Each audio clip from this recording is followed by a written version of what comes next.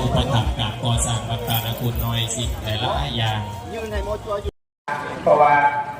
พอเวลา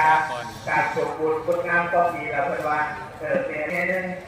ที่แบบว่าพระเจ้ามหาสารีกตาชิโลเนาะเอานิมนต์ครูบาอาจารย์ได้เคลื่อนเข้าแห่งทรงเบิ่งแล้วหน้าศรัทธาหน้าอนุโมทนาอย่างสูงสุดนี่แหละสังฆะสงฆ์เวลาใดสงฆ์ผู้ใหญ่มาร่วมตัวกันเวลานั้นน่ะปลื้มปิติเนาะหน้าอนุโมทนาอย่างยิ่งหน้าอนุโมทนาอย่างยิ่งนี่แหละความสามัคคีแห่งสงฆ์80 ปีเนาะประตูโค้งใหญ่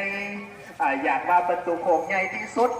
สำหรับวัดในประเทศลาวเนี่ยก็คือปัจจุบันนี่น่าจะเป็นประตูโค้งธาตุหลวงกว่าน้องรองลงมากก็น่าจะเป็นวัดป่านาคุณน้อยนี่แหละโดยการสร้างของพ่อสมพรเมสจริงเขาเอาประธานบุญกมาเจริญพรคุณน้อยของพวกเราตอนนี้ทางคณะสงฆ์โดยพระเดชพระคุณเจ้าท่านยกยอดซอฟ้ากันได้พากันห่างกักเกียร์ควบพองแล้วตอนนี้ก็ขอทั้งสามครอบครัวใหญ่นำโดยพ่อสมพรเมสมพลพงอาหารทานพันเสงการ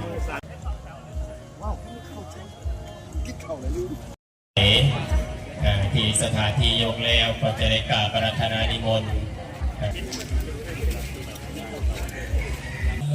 จิตตาปังเกสิโรธาเกสุเดปะ